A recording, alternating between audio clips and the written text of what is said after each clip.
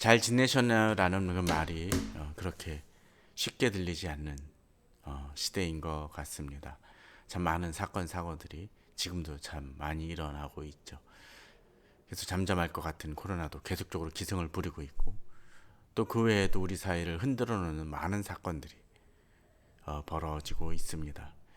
그런 일들로 인해서 사람들은 분노하고 SNS에 자기 아프고 힘든 일들을 올리기도 하고, 또 뭐 진짜 청와대 그의 청원도 넣는 일들이 지금 우리 주변에는 많이 벌어지고 있습니다.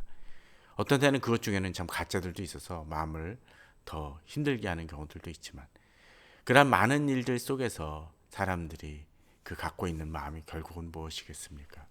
억울하다는 것일 것입니다. 억울하고 힘든 일들이 벌어집니다. 그런데 그런 속에서 과연 나만 억울할까라는 생각도 어떤 때는 들기도 합니다.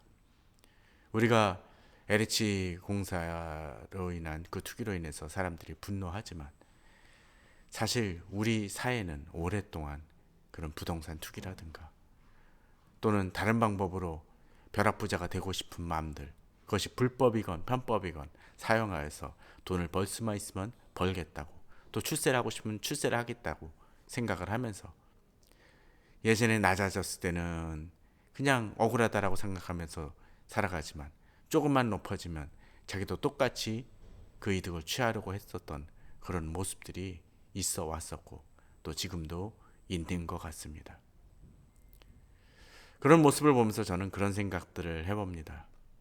지금의 우리나라에 일어난 여러 가지 일들, 코로나라든지 또 예전에 그 세월호라든지 또 그 이후에 여러 가지 탄핵의 과정을 통해서 벌어졌던 많은 일들 속에서 벌어졌던 불의한 사건들, 또 답답한 그런 모든 사건들이 결국은 어떤 면에선 하나님의 응징이 담겨 있는 것은 아닌가라는 생각을 합니다. 사실 이런 말들은 조심해야 됩니다. 세월에 있던 희생자들이, 또 여러 가지 부당한 대우를 받았던 그런 사람들이 잘못돼서 그런 것들을 받고 있다는 얘기는 전혀 아닙니다. 그것보다는 하나님이 세월호나 그런 여러 사건들을 통해서 우리 사회에 주시고자 하는 메시지가 있다라는 것입니다. 물론 세월호 하나님이 일으키셨다는 것이 아니라 그런 사건들 속에서도 사람들이 깨우치기를 원하시는 하나님의 마음이 있다라고 볼 수 있다는 것입니다. 그런 속에서 우리 성도님들은 어떻습니까? 이 모든 과정을 하나님이 지켜보고 계시고, 또 하나님은 이 과정들을 통해서 우리 어떤 때는 그에 대한 고통과 아픔을 겪게 방치하시기도 하십니다. 예를 들면 코로나 상황 속에서 경제적 위기 속에서 벌어지는 일들, 또는 여러 가지 전쟁이라든지 그런 아픔 속에서 벌어지는 일들을 통해서 힘들고 어렵지만 이제 우리들이 초점이 하나님을 향하도록 이끄십니다.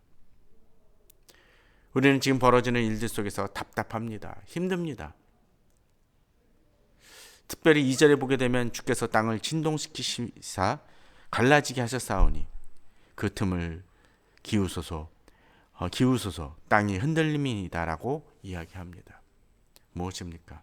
마치 지진이 나는 것 같습니다. 지진이 나면 어떻게 됩니까? 땅이 갈라지고 그 틈새로 많은 것들이 빨려 들어가기도 하고, 또 그 속에서 어떤 땐 용암이든 어떤 것들이 나와서 땅을 피폐하게 만들고 황폐하게 만드는 일들이 벌어지곤 합니다. 마치 지금 우리 사회에 일어나는 일들이 그런 것 같습니다. 우리를 흔들어 버립니다. 힘들게 합니다.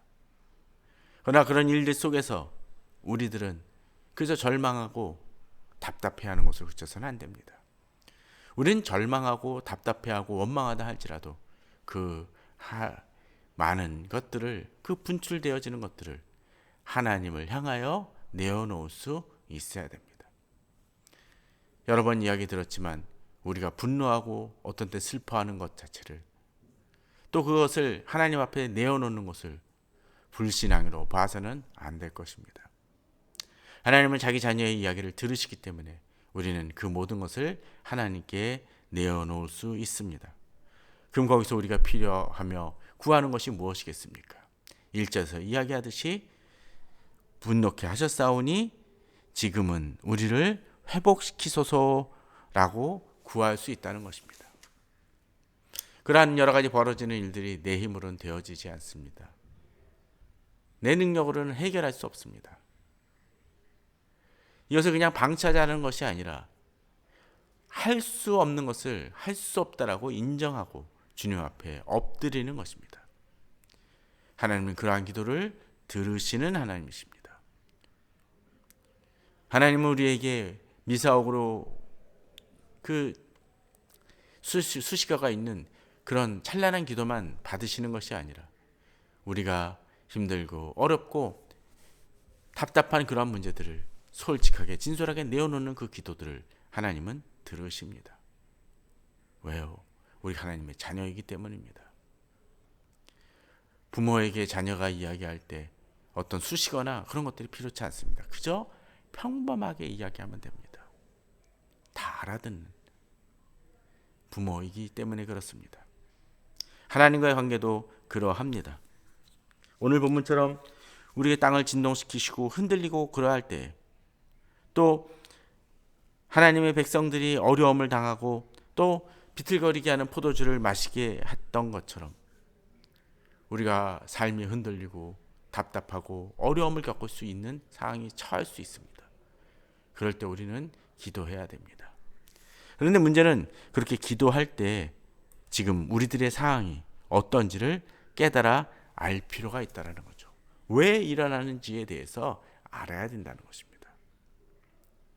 이러한 모든 상황이 앞서 이야기 드렸던 것처럼 어떤 개인의 잘못이나 그런 걸로 인해서 그 사람에게 어려움이 닥치는 것이 아닙니다. 물론 그런 경우들도 있지만 여기서 이야기하는 것은 바로 민족과 공동체에 닥치는 그 위기 속에서 우리가 이런 일들이 왜 벌어집니까? 하나님께 기도할 때 하나님은 우리에게 이제 바른 길로 인도하시면서 우리가 나아갈 길을 알려주십니다. 특별히 이런 일들이 벌어질 때조차도 또 이 속에서 절망하지 않는 사람들이 있습니다. 그것은 하나님이 약속하시기 때문에 그렇습니다. 그런데 그 약속을 누가 받느냐가 4절에서 등장을 합니다. 주를 경외하는 자에게 깃발을 주시고 진리를 위하여 달게 하셨나이다 라고 되어 있습니다. 이러한 위기와 혼란 속에서도 하나님은 하나님의 백성들을 지키십니다. 그저 하나님의 백성이 아니라 주를 경외하는 자, 곧 하나님의 백성이라고만 타이틀만 달고 있는 것이 아니라 하나님을 진정으로 경외하는 자에게 깃발을 주신다는 것입니다. 깃발은 어떤 것입니까? 군대의 깃발, 또 왕의 행진의 깃발은 바로 그것이 왕권과 그 나라의 상징을 얘기해 줍니다. 그것을 대표하는 것을 얘기해 줍니다. 하나님께 나아가는 자는 바로 그런 축복을 누리는 자들입니다. 그런데 그렇게 그 깃발을 들기 위해서 우리가 어찌해야 됩니까? 주를 경외해야 된다라고 이야기합니다. 이 경외한다라는 것, 곧 하나님을 온전히 순전하게 좇는다는 것을 이야기합니다. 그러기에 우리는 그 속에서 진정 내가 하나님 백성이냐라는 것만을 말하는 것이 아니라 진정으로 내가 주를 경외하는 자인가를 돌아보아야 할 것입니다. 내가 주를 경외하는 자일 때 하나님은 내게 깃발을 주십니다. 곧 하나님의 군대이고 하나님의 백성이라는 그 깃발, 또 하나님의 왕국 백성이라는 그 깃발을 주심을 통해서 우리가 세상의 혼란과 어디로 나아가야 될지 알지 못할 때 그 깃발을 통해서 우리는 그 목적과 그 방향성을 알고 나아가는 것입니다. 마치 사람들이 군중이 모여서 막 정신없을 때 그럴 때 우리는 그렇게 얘기하지 않습니까? 시계탑 밑에서 만나자, 또는 어디 국기개양돼서 만나자라는 얘기를 종종 합니다. 왜 그렇습니까? 그것은 어디를 봐도 그것은 보이기 때문이죠. 하나님의 백성으로서 깃발을 가진다는 것은 바로 그런 의미를 이야기해 주기도 합니다. 또한 이렇게 주를 경외하는 자를 하나님은 어떻게 행하십니까? 5절에 보게 되면 주께서 사랑하시는 자를 건지시기 위하여 주의 오른손으로 구원하시고 응답하소서라고 되어 있습니다. 주를 경외하는 자는 또 주께서 사랑하시는 자입니다. 주를 경외하는 자를 하나님은 사랑하시기 때문에 하나님은 그런 사람들을 그냥 방치하시는 것이 아니라 분명히 건지시길 원하십니다. 주의 오른손으로 구원하시고 응답하시길 원하십니다.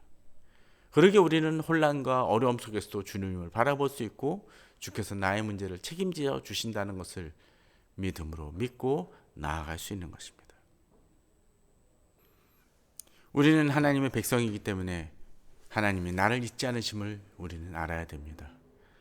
마치 깃발을 든 그 사람이, 그 군대가 확실히 그 다른 군대와 구별이 되는 것처럼 내가 비록 이 수많은 사람들 속에 살아가고 있고 비록 내가 세상적으로는 하찮고 보잘것없어 보이는 사람 같다 할지라도 하나님은 하나님의 백성들을 구분하시기에 우리는 담대히 하나님을 의뢰하고 나아갈 수가 있습니다. 또 그 하나님은 어떤 하나님입니까?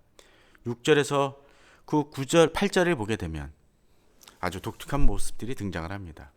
하나님이 그의 거룩하심으로 말씀하시되 그 하나님의 위엄을 얘기를 하죠.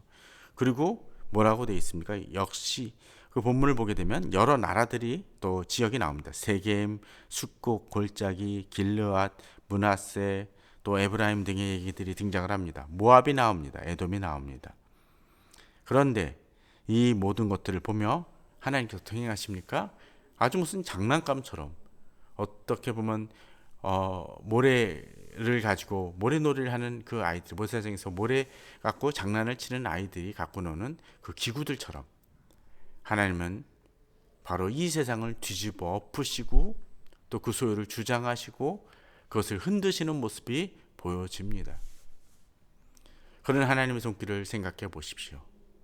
그 세상 나라를 흔드는 하나님의 오른손이 나를 건지시고 구원하십니다.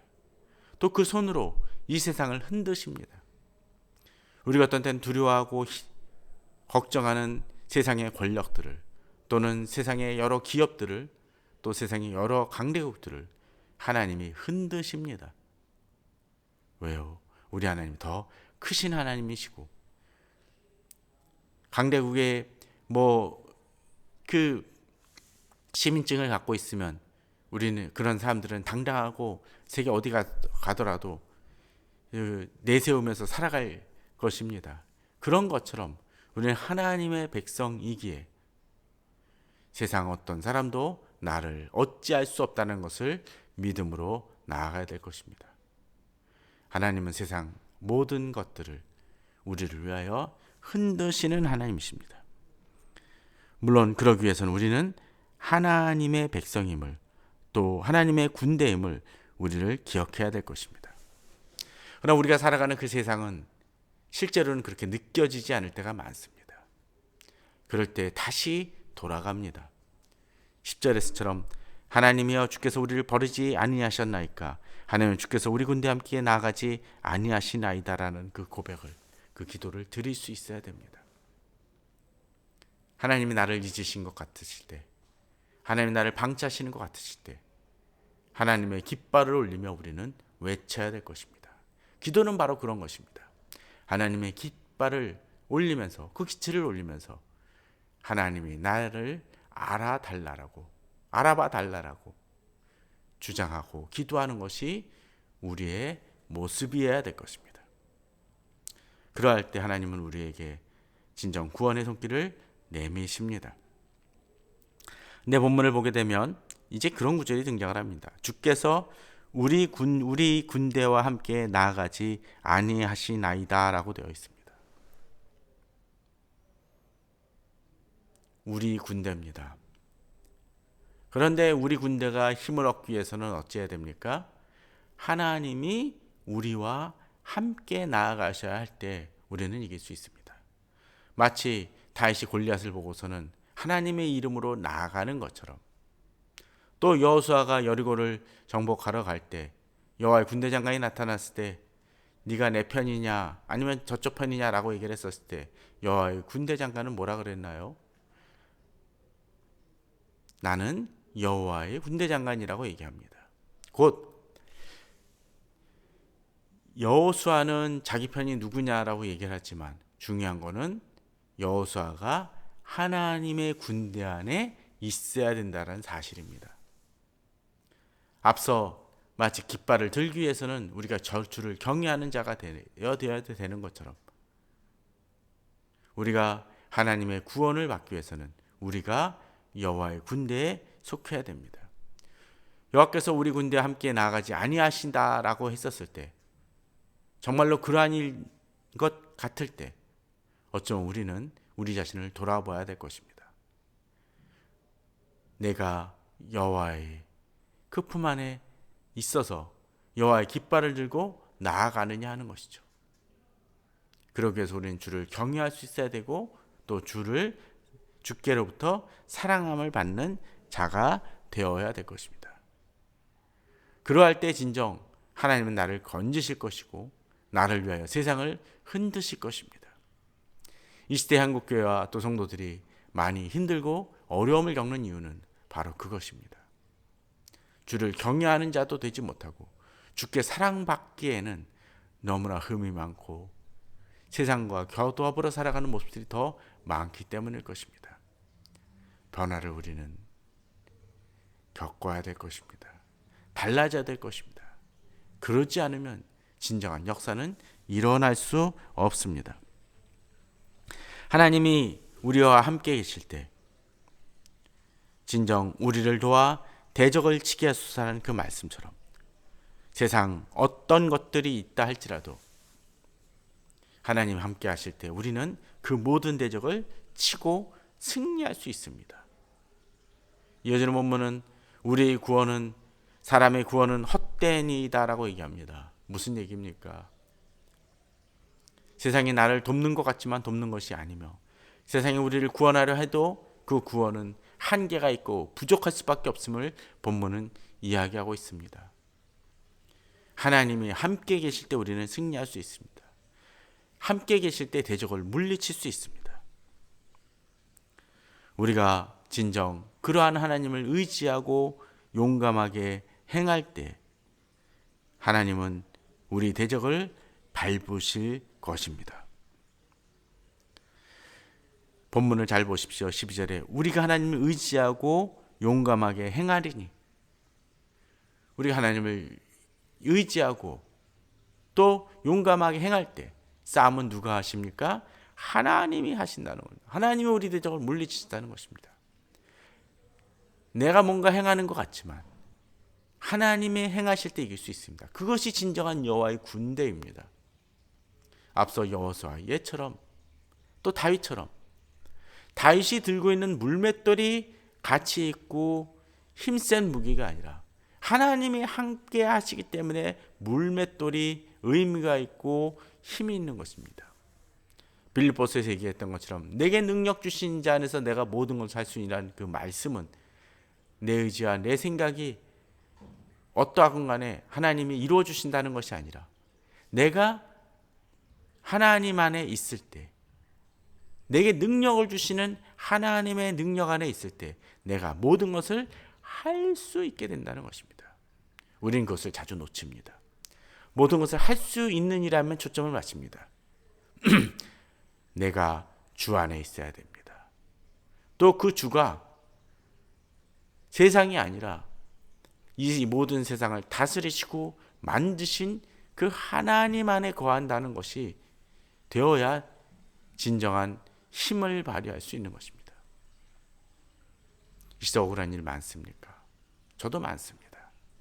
그러나 이 모든 것을 바꾸실 수 있는 분은 오직 여호와 하나님이십니다.